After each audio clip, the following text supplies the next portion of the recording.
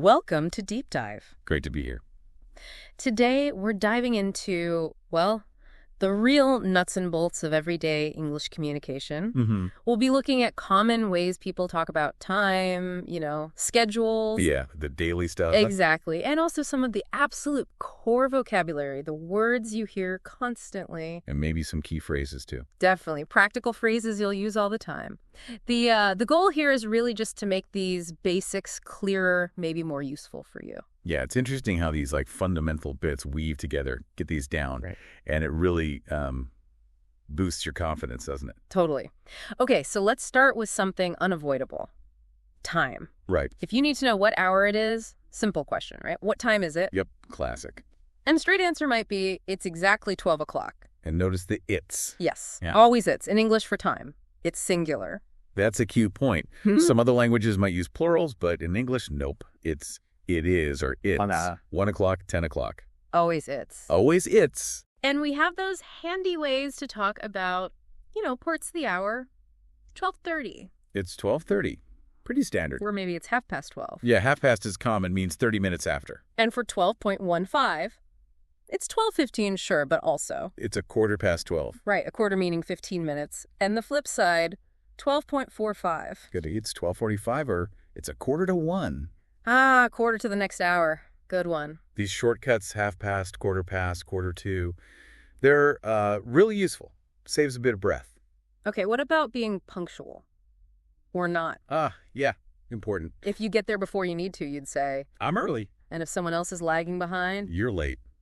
Or maybe he's late. And the ideal scenario? We arrived on time, bang on schedule. Being able to say these things clearly is, well, it's just polite, isn't it? Socially, professionally. Absolutely. Manages expectations. So making plans. That usually involves time. How do you set something up? Often something like, let's meet at 3 p.m. Right, using am and PM. Quick reminder, am is morning before noon. And p.m. is afternoon and evening. We also use specific words like noon for 12 p.m. exactly. And night usually means later, after dark, maybe post 9 p.m.-ish. So you could also be less specific, like, let's meet in the afternoon. Or in the evening. Yeah. Depends on the plan, really. Dinner would be evening. Good point. Context matters. Okay, what if you're, 5 minutes away, running a little late? You'd probably say, I'll be there in 5 minutes. That out short for I will, future intention. Yeah, very common phrase. Lets people know what's happening. Thinking about shops, businesses, how do you find out their hours? You'd ask, what time does the store open? And the answer might be? The store opens at 9 a.m., or whatever the time is. Useful for, daily errands. But things don't always go smoothly, do they? Travel, for instance. Oh, yeah. You might hear, the flight is delayed. The opposite. The good news is the flight is on time. Right. And sometimes people soften the bad news with, unfortunately. Ah, yes. Unfortunately, the flight is delayed. Or, the flight is delayed, unfortunately. Exactly. Shows a bit of regret about the situation. Okay. On a happier note, maybe you've got nothing planned. Nice. You could say, I have a lot of free time today. Always good. But sometimes plans do change. An arranged meeting might get. Postponed, yeah. The meeting was postponed. Meaning moved to later. Exactly. Yeah. Rescheduled for a later time or date. Important to know if it affects you. And then deadlines. Ugh. Yep. Can't escape them. The deadline is tomorrow. That definitely creates some urgency. For sure. And if you need to change a plan. Polite question. Can we reschedule? Perfect. Means arranging it again for a different time. How about talking about how long something took? You could say it took me an hour, using took, the past of take. Got it. And during a long day, maybe someone suggests, let's take a break for lunch. Or just, let's take a break. Always welcome. Looking ahead, maybe ending a chat. I'll see you next week. Common way to sign off if you expect to meet again. And for events like movies or shows. The show starts at 8 p.m. Or you could use begins. The show begins at 8 p.m. They're pretty interchangeable there. Yeah, generally. Starts might be slightly more common in everyday chat, but both work. What if your day is packed? No room to maneuver. You'd say, I'm on a tight schedule. Means you're very busy, little flexibility. And for events way in the future, like weddings. You get those save the date notices, right? Yeah. Tells you to keep that day free long before the details are out. Exactly. Common for big things. Let's talk money for a sec. Bills? Yes. You might hear, The payment is due at the end of the month. Due means that's the deadline for paying. Right. And if you miss that deadline for something, like a report, then the report is overdue. Past the deadline. Important terms for keeping track of things. Businesses often post their hours, right? Yeah, the office hours are 8 a.m. to 5 p.m., something like that. What if you're busy when someone calls? A standard line is, I'm in a meeting now, can you call back? Call back, meaning phone again later. Yep. Polite way to handle it. And if there's an issue you can't solve right now, you might suggest we can deal with this issue later in the week, pushing it forward a bit. Makes sense. And finally, when a project is finished, you'd say something like, the project was completed 2 weeks ago. Completed just means finished. Wow, okay. That's quite a range of ways to talk about time and schedules, isn't it? It really is. Allows for a pretty precise communication about planning and, well, the clock. Okay, let's shift gears a bit. Let's talk vocabulary. Some of those really, really common words. The bedrock words. The high-frequency stuff. Yeah. Foundational. Take a simple article, like that's a good idea. Or about, often means concerning. A book about space. All, meaning everything. All the people left. Mm-hmm. Also meaning, in addition, she speaks French and also German. And basic connector, salt and pepper. Right. Indicating one or some, often in questions or negatives. Do you have any milk? These words are everywhere. You can't really form sentences without them. Absolutely not. They're the glue. Like are, a form of be.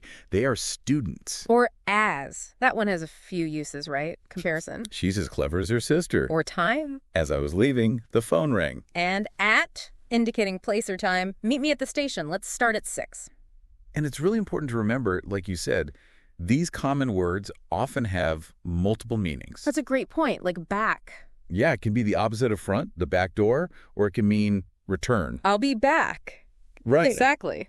And then there's that core group of verbs we use all the time. Be, have, do, go, get, make. Oh, yeah. No, think, take, see, come, want, use. The list goes on. Find, give, tell, work, call, try, ask, need, feel. Leave, put, mean, keep, let, begin, which we mentioned earlier, help, talk, turn, start. Also show, hear, play, run, move, live, bring, and write. Whew. Getting familiar with just those verbs or their basic meanings and forms, that takes you a really long way in English. Huge difference. Okay, so third area, frequently used phrases, the everyday stuff. The conversational shortcuts. Like basic greetings, hello, hi. And saying goodbye. Goodbye, maybe see ya. And politeness, super important, thank you. And the reply, you're welcome. Using please when asking for things. Definitely. And excuse me, to get attention or squeeze past someone. And sorry for mistakes or bumping into someone. These are like essential social lubricants, aren't they? Totally. How about checking in with someone? How are you? The absolute standard. And asking names. What is your name? Or more casually, what's your name? And the answer, my name is, or I'm. Often the very first things you learn. What if you're stuck? Don't understand. I don't understand. Simple and clear. Or if you need them to say it again. Can you repeat that, please? Adding the please is good. And if you actually need help. Can you help me? Or just, I need help. Knowing how to ask is key. Definitely. Asking for locations, too. That comes up a lot. Oh, yeah. The classic, where's the bathroom or where's the restroom? Essential. Or maybe, where's the nearest bus stop? Where's the nearest ATM? For cash? Or for health things. Where's the nearest pharmacy? Or hospital? Really important ones. And if you need guiding, can you show me the way to the train station? Very useful, especially when traveling or new somewhere. Absolutely. Okay, feelings and basic needs. Big ones like, I love you. I miss you. Basic needs. I'm hungry. I'm thirsty. How you're feeling physically. I'm tired. Or emotionally, I'm excited. Or if you're feeling unwell, I don't feel well. Or more specific, I have a headache. Being able to say these is fundamental. Agreed. How about shopping? Finding out the cost. How much does it cost? Or just how much is this? And in a restaurant or cafe, making polite requests. Can you bring me the bill, please? Or the check, please? Can you give me a menu, please? At the table.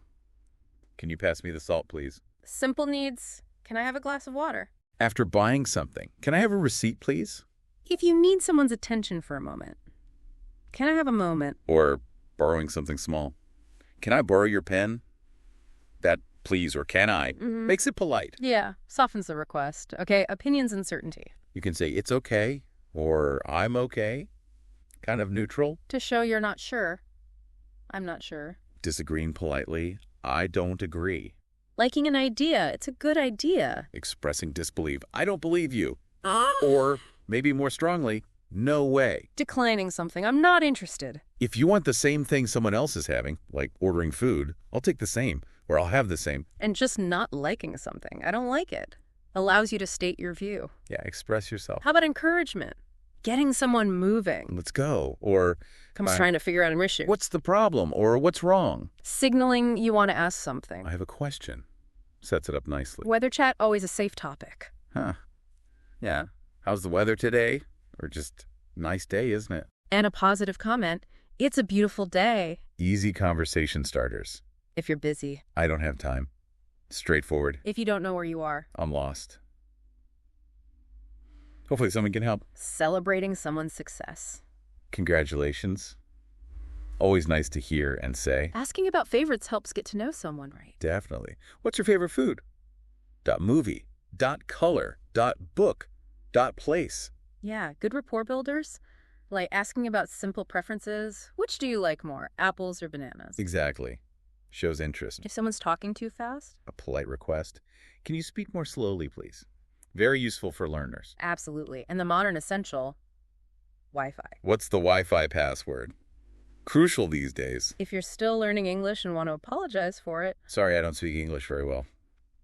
People are usually understanding. Mentioning a deadline again. I have a deadline. If you're watching your food intake, I'm on a diet. And reassuring someone, don't worry. Clarifying you aren't serious. Just kidding. Only joking. Expressing pride. I'm very proud of you. Lovely phrase. Meeting someone new formally. It's a pleasure to meet you. Eh? Or nice to meet you. Arriving somewhere you've booked. I have a reservation. For hotels, restaurants. If you're job hunting. I'm looking for a job. When you need time to decide. Let me think about it. Buys you some time.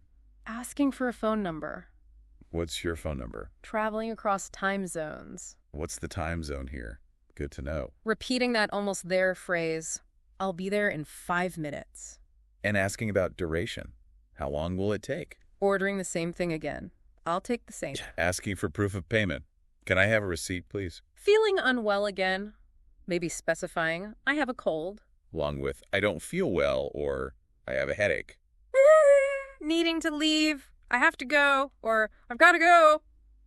Asking if someone speaks another language, like, can you speak Spanish? Expressing unfairness. It's not fair. Looking forward to the end of the work week. I'm excited about the weekend. Who isn't?